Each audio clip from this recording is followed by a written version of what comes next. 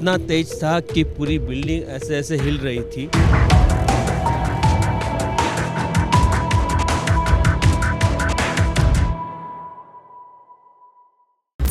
ये तुर्की में आए भूकंप से खौफ की तस्वीर है।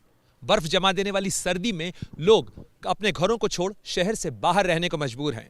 अकेले गाजियांतेप शहर की अगर बात की जाए तो यहां पर 7,000 घर ऐसे हो चुके हैं कि जहां अब लोग रह नहीं सकते। लाखों लोग बेघर हो चुके हैं, सड़कों पर जिंदगी बसर करने को मजबूर हैं और इसमें से कुछ भारतीय भी हैं जो कि फिलहाल जिन हालात में रह रहे हैं वो हम आपको दिखाना चाहते हैं। कंटेनर फिलहाल कई लोगों के घर हैं। इसी तरीके के जो कंटेनर्स आप देख रहे हैं यहाँ पर, इन कंटेनर्स में और ख़ास तौर पर शहर से बाहर ये जो इस तरीके के शेड्स बने हुए हैं, ये इंडस्ट्रियल शेड्स हैं, लेकिन इन शेड्स के अंदर भी लोग कंटेनर्स के अंदर रह रहे हैं। और आपको मिलवाते हैं दो भारतीय हमारे साथ हैं जो यहाँ पर इन कंटेनर्स के अंदर रह रहे हैं। क्या नाम है आपका? आदित्य पाटिल। अच्छा, और आपका? पल्लव रत्रा। आदित्य, आप कितने दिन से यहाँ कंटेनर में रह रहे हैं? भूकंप के दूसरे दिन से ही आ गए थे यहाँ पे रहने के लिए, क्योंकि बिल्डिंग में मतलब जाने के लिए डर लगता है, कभी क्या हो जाए पता नहीं। क्योंकि जब हम लोग फर्स्ट डे जब भूकंप आया था, हम लोग सो रहे थे और भूकंप इतना तेज था कि पूरी बिल्डिंग ऐसे ऐसे हिल रही थी।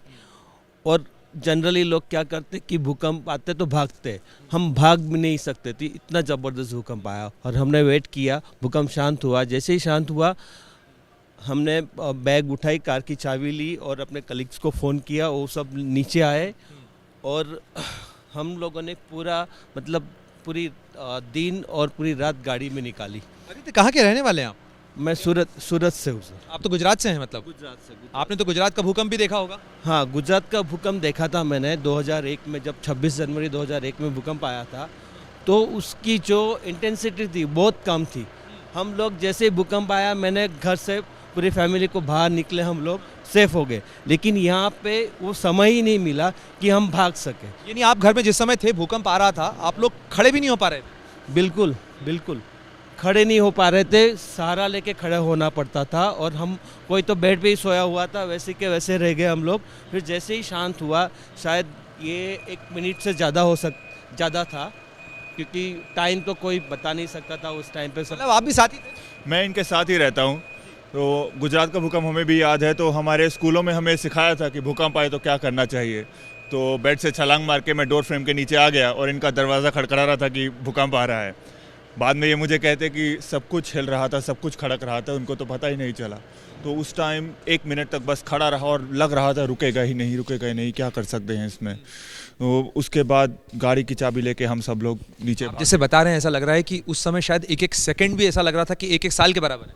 बिल्कुल, मतलब ऐसा लग रहा था कि ख़त्म ही नहीं होगा, ये बिल्डिंग गिर जाएगी, क्या करेंगे, क्या होगा। कुछ उस टाइम पे दिमाग एकदम नम हो, मतलब कुछ समझ नहीं आता है, क्या कर सकते हैं हम। और आप लोग जब बाहर आए थे तब भी वहाँ पे भगदड़ तो आपने भी देखी होगी? बहुत ज़बरदस्त भगदड़ थी। सारे बिल्डिंग में रहने वाले लोग बाहर आ गए थे और बारिश हो रही थी, ठंड काफ़ी थी। और उस समय तो लग रहा था कि हम बचेंगे ही नहीं। जिस पल में भूकंप आ रहा था, लग रहा कि अगले पल बिल्डिंग मैं आपको बताऊं कि जिस तरीके का बयान आदित्य कर रहे हैं, और इस समय ये जो आप आसपास देख रहे हैं, इसे आप कंटेनर कॉलोनी भी कह सकते हैं, क्योंकि ये टेम्पररी जो कंटेनर्स हैं, ये जो शेड्स हैं, ये फिलहाल कई लोगों का घर हैं। लोग अपने परिवारों के साथ इन घरों के अंदर रह रहे हैं और ये इतने खौफजदा हैं, इतने डरे हुए हैं कि लोग फिलहाल अपने घरों में नहीं लौटना चाहते हैं, क्योंकि पता नहीं भूकंप कब आ जाएगा, पता नहीं भूकंप की तस्वीर क्या होगी। और ऐसे में क्योंकि आफ्टर शॉक्स इतने ज़बरदस्त आए थे इस भूकंप के अंदर कि उसका खौफ लोगों के अंदर ज़्यादा है। और इसीलिए हम आपको दिखाने की कोशिश करते हैं कि कैसे आदित्य और पल्लव कहाँ रह रहे हैं, किस तरीके की स्थिति में रह रहे हैं। और इनके अपने अपार्टमेंट्स थे यहाँ पर, सुकून से अपने घर के अंदर रहे थे, लेकिन उसके बाद से जैसे ही ये भूकंप आया, उसके बाद से यहाँ पर कंटेनर में रह रहे हैं। आ सकते हैं अंदर? जी। तो फिलहाल आदित्य, पल्लव, यही आपका घर है? यही घर है हमारा, अभी कुछ दिनों से ही रहे। और कब जाएंगे पता नहीं, क्योंकि गवर्नमेंट की तरफ से वो बिल्डिंग का इंस्पेक्शन होगा, वो लोग क्लियरेंस देंगे तभी जा पाएंगे। बाकी तो इधर ही रहना है अभी। मतलब ये भी हो सकता है कि गवर्नमेंट अगर आपकी बिल्डिंग को अनसेफ डिक्लेयर कर दे तो आप वापस लौट भी ना पाएं? बिल्कुल वापस नहीं जा पाएंगे और यहीं पर रहने का हमने कंपनी ने जो हमें हेल्प किया है पानी का, खाने का, उसके हिसाब से सोने का, तो हमारा यहाँ पर अच्छे से सेफ हम रह सकते हैं। ग्राउंड फ्लोर पर हैं। आफ्टर शॉक्स जब आते थे तो ये भी कंटेनर एकदम वायलेंटली हिलता था, रात में नींद खुलती थी उसके कारण, लेकिन कंपेयर टू छठे माले पे रहना और यहाँ पे रहना सेफ लगता है फिर भी। मतलब लेकिन मैंने ये देखा कि ये एक इंडस्ट्रियल शेड है, उसके बावजूद आप लोग कंटेनर के अंदर रह रहे हैं, इसके पीछे कोई वजह? कंटेनर की देखिए, अभी जो बीम्स हैं ये बहुत ज़्यादा स्ट्रॉन्ग है, इसने इतना वायलेंट अर्थक्वेक भी झेल लिया, तो ये बीम्स इसको सेफ रखेंगी, ये हम मान के चल रहे हैं। हमारी ये उम्मीद है कि वो उसको हमें सेफ रखेगी। लेकिन उसके बावजूद आप जो है एक कंटेनर के अंदर हैं, जो कि ताकि एक और लेयर हो सके और ऊपर से बाहर -6 -7 डिग्री टेम्परेचर है। अगर हम कंटेनर्स को बाहर रखते हैं और उस चीज़ में इतनी ठंड में रहना लोगों के लिए, खासकर छोटे बच्चों, ठंड एक बहुत बड़ी चुनौती है। और आप तो खैर कंटेनर के अंदर हैं, बहुत सारे लोग बाहर हैं, टेम्परेरी शेल्टर्स के अंदर रह रहे हैं, उन तक मदद पहुंचाने के लिए भी तमाम कोशिशें हो रही हैं। सही बात है, हम तो बहुत सेफ है, लेकिन जो कर्मा महाराज, हताए वगैरह जो हालत हुई है लोगों की, बहुत दर्दनीय है, हम लोग देख भी नहीं सकते इस तरह से। अभी हम लोग कुछ यहाँ के जो पब्लिक है, हम लोगों ने कुछ मतलब कंट्रीब्यूशन करके कर्मा महाराज मतलब 1000 लोगों का मील बनाया हुआ है, वो वहाँ पे डिस्ट्रीब्यूट करने जाने वाले हैं।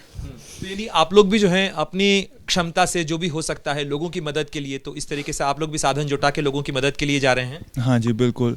इवन जब हम लोग यहाँ पर आए थे तो यहाँ पर ब्रेड की बहुत कमी हो रही थी, तो ब्रेड लेने के लिए हम लोग बारी बारी जाना पड़ता था, क्योंकि दुकानें ब्रेड ज़्यादा क्वांटिटी में बेच नहीं रही थी। तो पर पर्सन 5 ब्रेड मिल रहे हैं, यहाँ पर 100 लोग रह रहे हैं, तो हमें उस हिसाब से बार बार ट्रिप लगा के उस तरीके से ब्रेड यानी राशनिंग करनी पड़ती है लोगों के लिए, खाने के लिए, क्योंकि खाना और पानी बहुत ज़रूरी है इस टाइम पे, क्योंकि लोग डरे हुए हैं, लोगों को समझ नहीं आ रहा क्या करें, और उस टाइम पे इतना ज़्यादा सोचने की क्षमता नहीं है, तो इसलिए हम जितना हो सके हम अपनी तरफ से मेहनत कर रहे हैं सब मिलकर। और आप लोग भी ये कोशिश कर रहे हैं कि अपने साथ साथ लोगों की भी, यहाँ जो लोग हैं उनकी मदद कर सकें? ज़रूर। और हमारी जो कंपनी है गोटेक्स, उन्होंने काफ़ी हेल्प की है, यहाँ पे लोगों को अलाउ किया। वो उनकी कैंटीन में उनका खुद का एक अलग फैक्ट्री है, वहाँ पे कम से कम मिनिमम 1000 पीपल वहाँ पे रहते हैं। वहाँ से मील बन के आता है, यहाँ पे लोग डिस्ट्रीब्यूट करते हैं, और यहाँ पे छोटा सा कैंटीन बना हुआ है जो हम आपको अभी लेके चलेंगे।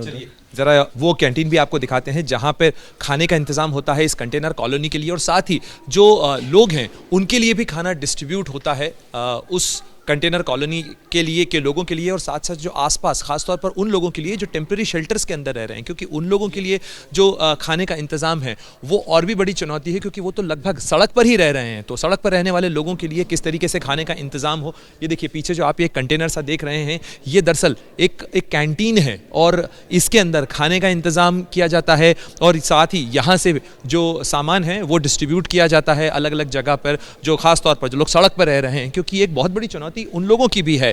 जी आदित्य, यही आपका कैंटीन है? ये कैंटीन है जी जी जी। तो ये जो ब्रेड आप इस तरीके से यहाँ पे ब्रेड जो है इकट्ठी करते हैं और फिर यहाँ से जो डिस्ट्रीब्यूट करने के लिए होते हैं, हाँ, यहाँ से डिस्ट्रीब्यूट करने के लिए जाएंगे, और अलग जगह पे फूड मतलब ऑर्डर दिया हुआ है, वहाँ से कलेक्ट करके हम लोग कर्मा महाराज जाने वाले हैं अभी थोड़ी देर में।